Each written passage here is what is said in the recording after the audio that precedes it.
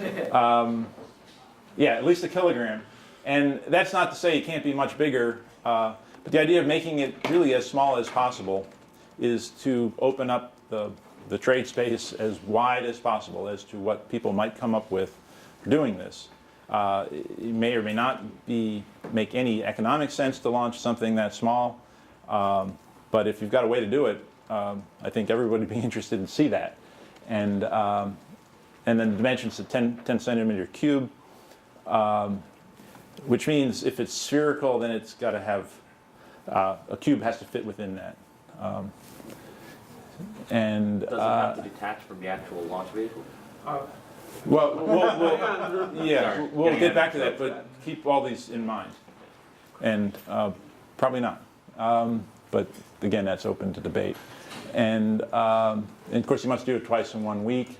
And the real purpose of this is to stimulate innovations in launch technology, meaning that if, what you might come up with to do this might be that can be scaled up, if it's not already scaled up, to apply to a wider range of systems, or it could encourage the creation of commercial nanosat delivery services. And of course, you can launch nanosats as secondary payloads on lots of other launch vehicles, but there's a certain baggage that comes with that of being subject to the schedule and the requirements that the primary payload would put on you.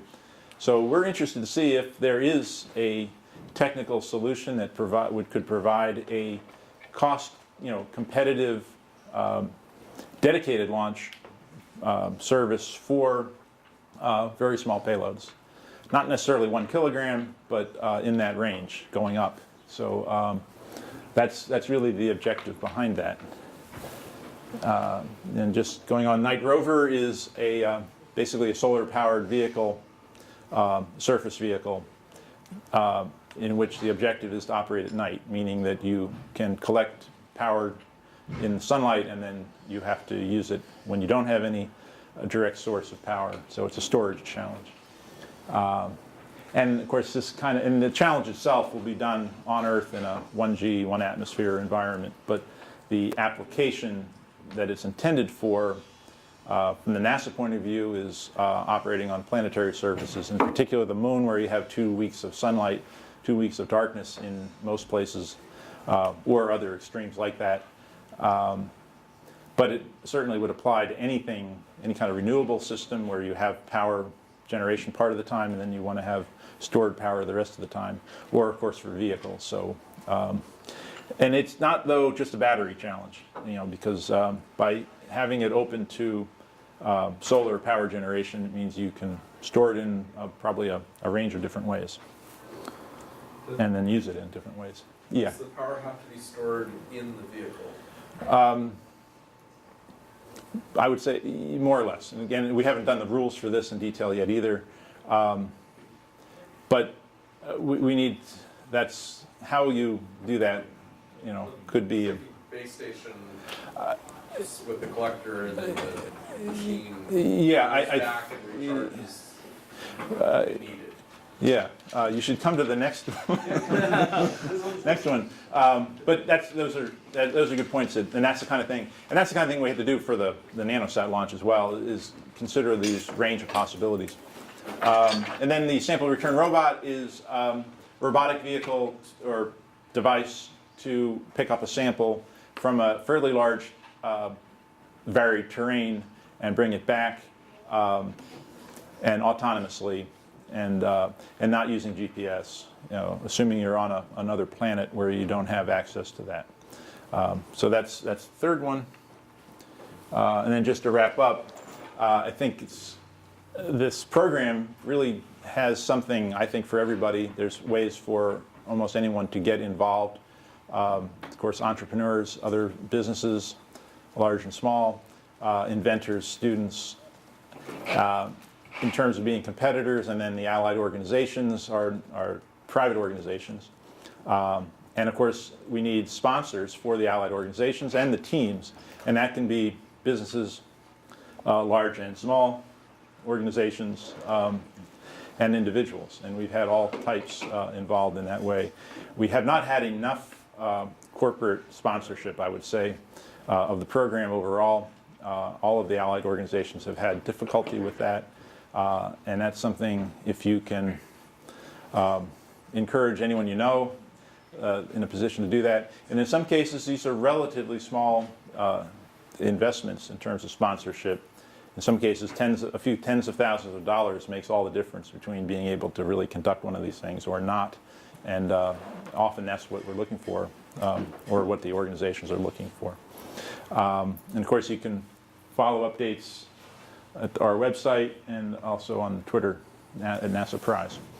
So that's the introduction to the whole program. Maybe we can take any general kinds of questions. We'll talk later and specifically about the issues related to the rules for the Nanosat launch challenge. Yeah. Yeah, I just one question on the sample return mission.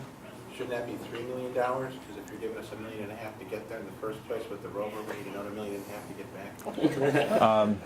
It's a round trip. Sorry. Good try. Yeah. Oh, go. Well, So you can only give the prize money to U.S. citizens. Is there any compunction against funding sources for the individual teams from foreign nations? I would say at this point, there's nothing in the rules. I think it's something we probably need to define, however, so that we don't get into an undefined state later. It's very important to try to lay these things out. But I'd say there's really nothing specifically against that. I believe, I could be wrong, but I believe in the LLC rules there was a 10% limit on foreign funding.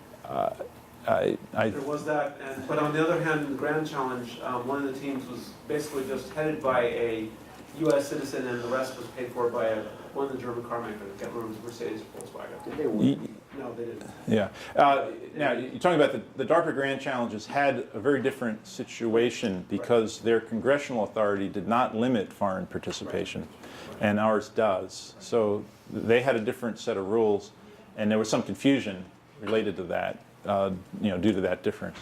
But it's something that we want to nail down this time from the beginning.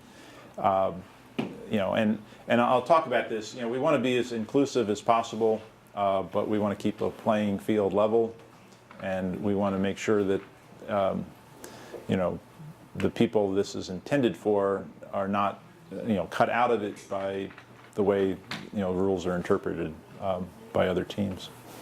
Yeah. So, is it basically you meet those objectives and you win the money, or is it whoever gets better specs and stats? It depends. In the case of Nanosat, I expect it to be a first to demonstrate, so whoever does it wins. Some of the others, there's a metric of some kind in which you have to do the best. Okay, would it be broadcast, like whoever is launching at this time? Yeah, again, we'll get in, I'm going to talk about how that might be set up when we get to the rules. But yeah, what we'd expect is teams would make an attempt. That would probably be known publicly that they're going to make that attempt. Yeah. The current status of the rules and the things, the Allied organization is still being selected, is that correct? Yeah. They're the ones who actually produce the final rules? Is that Yeah, they'll draft the rules. And what we expect is that after an initial draft, there'll be a period of public comment even on that, beyond what the kind of thing we're doing today. And so any sort of further input can be taken into account, and then that would be factored into the final rules that would be posted. And what's the timeline? It's not absolutely defined. I think, though, that we should be able to progress within the next month or two to the point of having an organization and getting draft rules out. I don't want to speak for the organization before they've got their hands on it as to how long that will take, but we want to move this along as quickly as we can. What I've found is it's taking a little longer than we would have liked. We haven't done this since 2005, so some of the processes are a little rusty, I think, within the NASA bureaucracy, but we'll move it along as fast as we can. Can you go back to your first Centennial Challenge bullet point slide?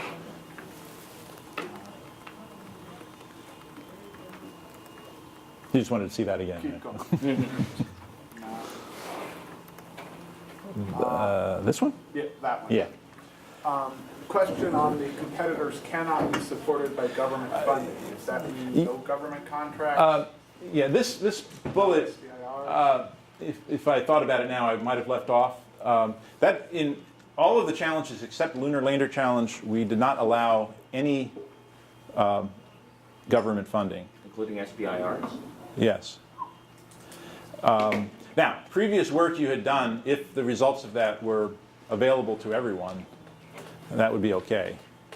You know, and it gets a little tricky. Universities get all kinds of government funding, but if it was specifically to do this challenge, then that would not be allowed. So there is some interpretation needed there. In the case of Lunar Lander Challenge, it allowed up to 10% funding from government sources. I think this is something that we'll have to work out and define in advance what it's going to be. Yeah. So is there and I'm sure it'll come up in the rules and the thing, is there a restriction on launch facilities or launch sites? Generally, no. I wouldn't see. I think our objective would be to not put any more limits on what can be done than we have to. Let me rephrase that. Are we confined with continental United States? I would say not necessarily, but we need to talk about that, consider that. Yeah. Is like does technical expertise count under the government support category? Like if, for example, if you got like technical advice from people at NASA? I think that I think that in the case of that, it would have to be something available to everybody on a somewhat equal basis. I think that one team can have a government advisor spending their time. Well, I mean, not officially, but I'm saying like unofficially. That slides you rocket I think that's a difficult thing, and it's going to be difficult to define that exactly. But I think we don't want to preclude that completely, but we have to address it in some way so that we don't end up with an unlevel playing field where some teams have an advantage. And we'll just kind of keep us on time here if we need to. I think, guys, we need to wrap up and move on to the next speaker. But Last question? one more, I guess. And then Entrance we'll, fee? Entrance fee?